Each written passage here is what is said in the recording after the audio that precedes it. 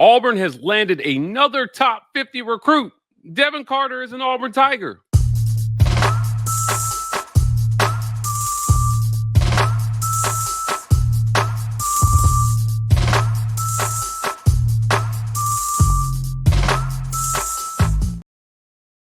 Welcome on into the Auburn Express, powered by the War Report. I'm your host, Mike G, and thank you so much for joining us today to talk a little Auburn football. Joining me, as he always does, is my good friend Kyle Rush from the Barn.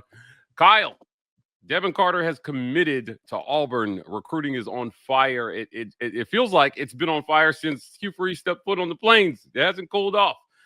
How are they doing this? Another top 50 overall recruit. I think before we started recording, we talked about him being the sixth best receiver in this class.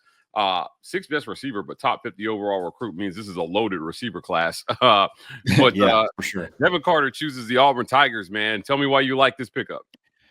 Oh, man, for so many reasons, but for the most simplistic reason, okay? I'm not a talent scout. I can't tell you I can't look at a guy and know, like, okay, he runs this route really well, he does this really well. I just like to watch kids run in the way they run, in the way they move, and he's just such a natural athlete, like such a natural runner. He looks like one of these, like, Ohio State type wide receivers. You know, the guys that just they're not necessarily overly big. I know they do have the Jeremiah Smiths and guys like that, but all these dudes that are, 6'1", 6'2", 190 that can fly and they just get open. That's to me what this guy seems like. Douglas County, Georgia. Love the Georgia boys, man. Anytime you can get as many of them as you possibly can. I really, really like this kid. It puts Auburn all the way up as the top 5 class in 2026 so far, with I think 6 or 7 commits. So, man, they just keep doing it. And I don't know how. Like, what exactly, like, you're selling a vision and that's the only thing you can really sell because you haven't really done it on the field yet. So it's impressive, man. And with this junior day coming up here next Saturday, not this coming Saturday, but the following, there could be some even more fireworks. Agreed. Look, I don't know if there's ever been a good Auburn team that didn't have a strong recruiting presence in the state of Georgia. So the Douglas County prospect joins the 2026 class to help bolster the future of Auburn football. Look, how are they doing it? Kyle, I think it's pretty simple. We ain't hungry on the Plains. It's there's money to be had on the Plains. Auburn's NIL situation, I think, is in the top 4th of the SEC right now for football. Sure. They're doing a great job fundraising there. And look, there's still a lot of enthusiasm around what this could be. Now, didn't show up in wins and losses last year, but statistically, Auburn did move the needle. Getting kids like Devin Carter, I think, continues to move the needle. Now, in talking to Hugh Freeze at the SEC tournament last spring, he said, look, you got to do it from high school. He said, I need 2 more recruiting classes. This class would be the first class since he and I had that conversation on the court. And he thinks 1 more, and then we should be talking about Auburn in the conversation for the college football playoff and for SEC titles. Kids like Devin Carter are key, right, to continuing that build toward being there. Totally. I mean, you got to be able to stack up kids like this. I mean, to the point where you're not having to bring in portal guys as anything other than filling a hole. Like, you're not bringing in guys to depend on them. You know what I mean? Like, a lot of times we're bringing in we're slowly kind of weaning ourselves, hopefully, off of having to do this, but you're having to bring in guys little by little that are having to come in that you need them to be starters. I'll look at guys obviously like Jackson Arnold, and you look at guys like Xavier Chaplin, the left tackle. But you're hoping, with the first wide receiver class, and then you throw in the second wide receiver class with Sam Turner and Derek Smith and Eric Smith. Then you throw these 2 guys you have committed right now with Devin Carter and Denarius Gray. If you can hang on to him, you're sort of getting in that, reload stage, not the rebuild stage. Slowly. It's this is what you got to do to be successful. This is what Hugh said he was going to do, and he's doing it. Everything off the field has been really, really impressive. Like, really, everything I've ever dreamed of and Auburn staff being able to achieve, they're doing those things off the field. Now you just got to translate to, it's got to translate to wins, or, you're going to start running out of things to sell. You know what I mean? Like you're starting to run out of momentum as far as what you're telling these kids and what you're selling to these kids. Everybody's got money. Everybody's got money though. Like I don't want to just go that Auburn is just paying kids more than everybody. Like that's awesome. Auburn's got money, but everybody's got money. I think this staff's done a really good job of being able to, you feel it when you're here. I feel it when I'm here. People, when they come to Auburn, they feel it when they're here. They're doing a really good job of bottling up what is Auburn and selling it to these kids. And I think they really, it's working. You just got to win. I agree. Auburn is such a great place, and I know that because I've been other places in the SEC. Tuscaloosa smells like feet and old cabbage. Auburn is a great place, and so to your point about money, though, everybody that Devin Carter is going to choose has money, certainly. Sure. And so it does come down to opportunity. And man, when you talk about kind of the momentum that Auburn is building, just hear me out. Sixth right now in the 2026 rankings. I know it's super early, but Alabama is at 42. Ooh. Right after hate it for him. I went on the Paul Feinbaum show. I went on national TV, Kyle, and I warned everybody: this guy is not Nick Saban. And Hugh Freeze and staff, they smell blood in the water. And there's an opening here in recruiting to where these kids from Georgia, they're not choosing Alabama just automatically anymore. They're not going away to Clemson. They are coming to Auburn. When you take the coach out of the equation, the school in and of itself is not always enough to hold the commitment. Kids commit to coaches over institutions. When you take the coach out, you change the division. And I think that kids like Devin Carter are starting to see, hey, listen, that vision at Alabama, the aura around Alabama, it's not what we thought it was or what it once was when Nick Saban was there. For sure. I mean, look at you don't have to go any further than last year to sort of see what you just mentioned play out. It's not very often that Alabama goes completely shut out of the top 10 in state, completely shut out. Did not get a single player out of the top 10 last year. Auburn got 8 out of the top 10, and Ohio State got 1 and Oregon got the other. So Alabama got 0. That's just never happened. Like that just doesn't happen. And then they do have one commitment in this class. It's Zion Gibson. He just so happens to be an in-state kid. But I mean, I'm looking at the top 10 for 2026. And I think Auburn can go 7 to 8 out of 10 again and stand really good of landing the top player in the state of Alabama again, and Anthony Jones. So it doesn't seem like it's slowing down anytime soon. The only thing I think that could derail this sort of recruiting, momentum that's being built is another sort of flop in the season. Another flop, and then you're going to start turning heads. My thing is, dadgummit, if you just win 7 games, if you win 7 or 8 games this past season, you're probably sitting at like a top 4, top 3 class, like legitimately. It made things, I think, with Deuce drag out a little bit longer than it probably should have, which maybe turned some other guys that weren't sure, wanted to make sure that Auburn got a quarterback going elsewhere. So winning does help. It doesn't always is not always the deciding factor, but man, I feel like if you just had 7 or 8 wins, which doesn't seem like it's asking a ton, you build some momentum and you probably close out that class really stronger than it already was.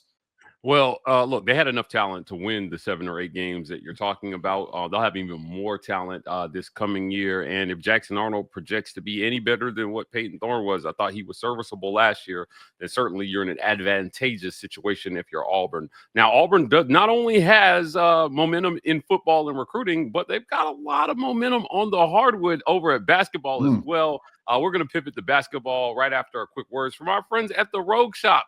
Visit rogueshop.com and use code rapport for 15% off your Rogue Shop order. Pain, sleep, stress, anxiety, whatever ails you in life, the Rogue Shop has something that has you covered. I got Richard over there, longtime sponsor, and he puts a special note for all our War Report customers. Let them know that we sent you by using that code to get 15% off your order. And if you have the munchies after the Rogue Shop, Kyle, visit Los Amigos Los at Amigos. 1220. Dos Amigos at Los Amigos. 1220 Fox Run Ave, Suite 200 in Opelika, Alabama. Great partners in the community. Good food, clean eats, and also a great place to watch the game. TVs everywhere. The manager over there is saying that you guys are going in there and letting them know that you found them on the War Report. We love that. Let's keep that energy going. And look, if you're taking your girl on a date, clean up with our friends at Manscaped. Manscaped.com. Use code report to get 20% off plus free shipping. So whether it's the boys downstairs or whatever situation you got going on in your face, Manscaped has a product that has you covered, whether it's the electric foil shaver, the lawnmower 5.0, or the beard hedger. They've got great products there with a lot of other personal care products that you can use to be your best self, joining the over 11 million men worldwide that trust Manscaped with their personal grooming and care. Again, that's manscaped.com. Use code REPORTER, get 20% off plus free shipping. Kyle, Auburn basketball is still number one. There we're about. I had an interesting tweet this week that got attacked by a lot of Bama fans, and I said, Auburn is clearly number one. I'm not sure Bama is in my top 5. Then they promptly went out and lost to Ole Miss, and boy, that thing by 10 at home. Line. Oh my goodness! It was sexual and violent. I'm gonna cut that.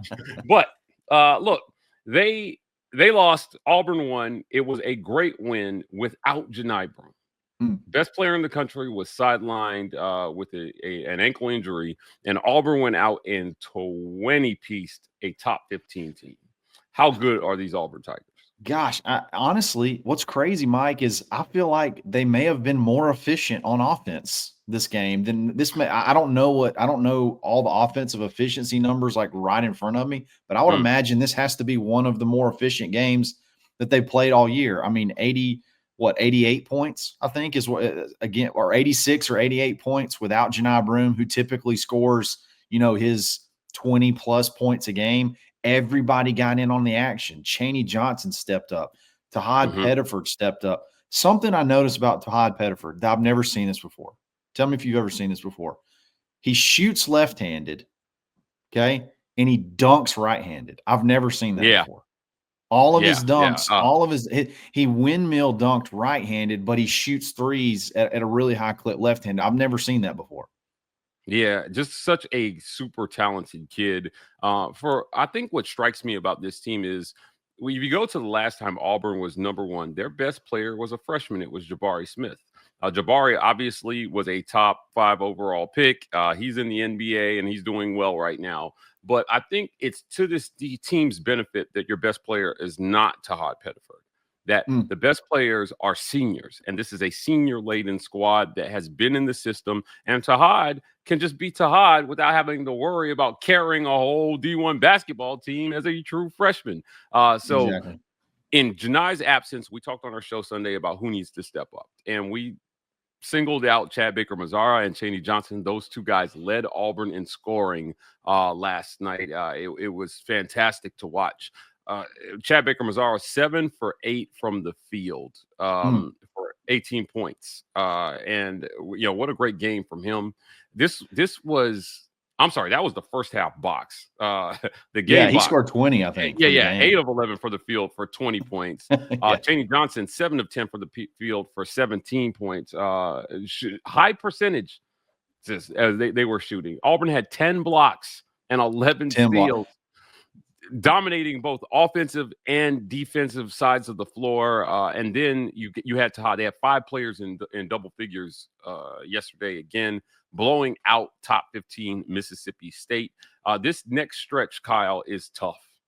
Yeah. It's real tough. It feels like we've been talking about all week. They've got to go on the road and play a Georgia team that's battling Tennessee right now as we are recording this.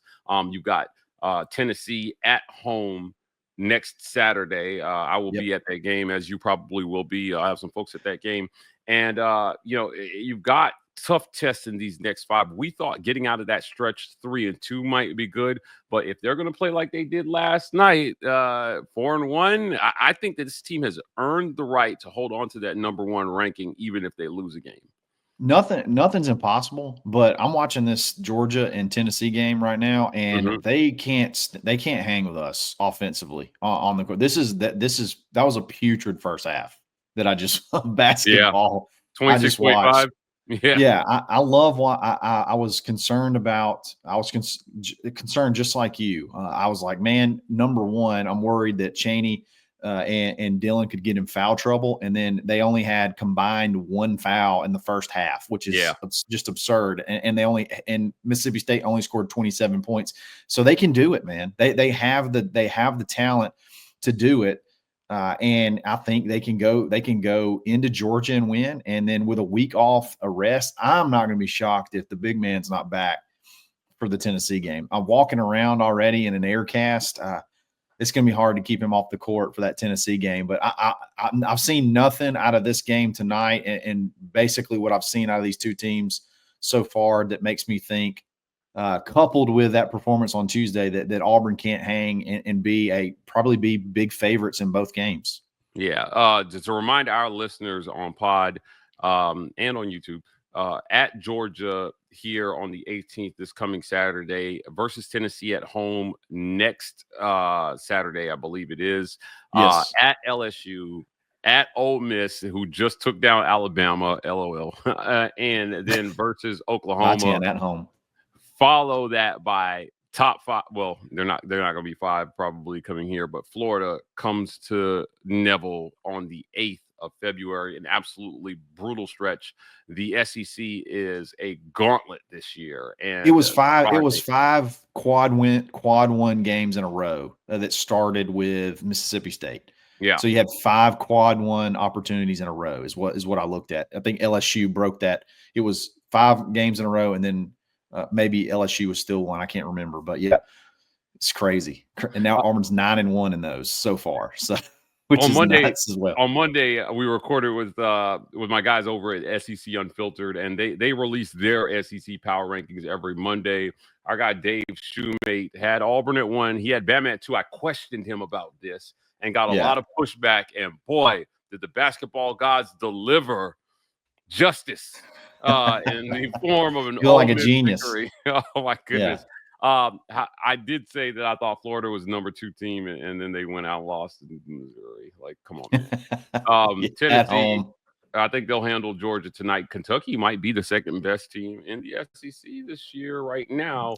A&M team that was top 25. They've been bouncing around that top 25, playing some tough games. State obviously was at 15 before the loss to Auburn. Ole Miss will certainly move up these rankings next week when they release them. Georgia snuck into the top 25. Missouri's tough. I think they got the bottom 4 right. I think Arkansas, Texas, South Carolina, LSU are the worst 4 teams in this league. But goodness gracious, Kyle, what is the SEC this year? This is absolutely insane. I'm with you on Kentucky. I think Kentucky may be the second best team in the SEC. It's funny that it had to take Calipari leaving before they played a fun brand of basketball. I've got a buddy that's a big Kentucky fan, and he's like, man, this is just so different. You got Calipari going over to Arkansas and doing the same thing he's done at Kentucky for the last 4 or 5 years, and that's have elite athletes running average offense, like outdated old stuff. And then you got this fresh run and gun type Kentucky team that's got some pretty good shooters. It's a lot of fun. I think they're going to be tough. They're going to be a tough team to beat. So from what I've seen, I think I agree with you. I think Kentucky's probably 2, and I'll probably put Florida 3, and maybe then Tennessee, then Alabama. That's probably how I would put it. You're going to have tough losses in this conference. Sure. I said this, and I got to put a lot of pushback from Bama fans. Again, they just don't like basketball criticism. But the win against South Carolina, I said this is as good a win as you're going to see on Auburn's schedule all year. Not the best win, but it's a good win because road wins in the SEC are tough. Man, sure. If you go in, you ask Bruce Pearl about this, and he says, well, what's your ideal record through? Now, undefeated is not a realistic goal every year, but he said defend home court and split the road games. Bingo. That's it. 14-4. I'll take That's it. Yeah. That wins the title. Year. Yep. Yeah. You want to win the SEC, defend home court, and split the road games. So every single one you get matters. And when you're at the top, everyone's going to give you their best every night. So, yes, it was a close game, but let's not act like Auburn wasn't up double digits in that game either. They were up double digits on South Carolina. It's going to happen. Teams are going to get back in it. We saw Texas play Auburn close, get back in it there and make it interesting at the end. But good teams find ways to win. That's what Auburn is doing this year on the hardwood. It's exciting to watch. Listen, great conversation, Kyle. I appreciate your insights as always. But before we get out of here, tell people where they can find you. Absolutely. You can sign up for thebarnauburn.com. You got $25 off for 2025 on an annual membership. So you can get an annual membership for only $75. You can jump in our game threads. When we have basketball game threads that are electric. You can get all the recruiting news that you can handle and team news as well. So jump on in and have some fun. And then you can catch me anywhere you get a podcast, the Top Button Podcast. Thank you so much for making the Auburn Express, powered by the War Report, one of your first listens of the day. Guys, thank you so much for tuning in. If you want more content like this, please hit like and subscribe. We are the War Report on every social media platform, TW Report on TikTok. We're signing off, and as always, War Eagle.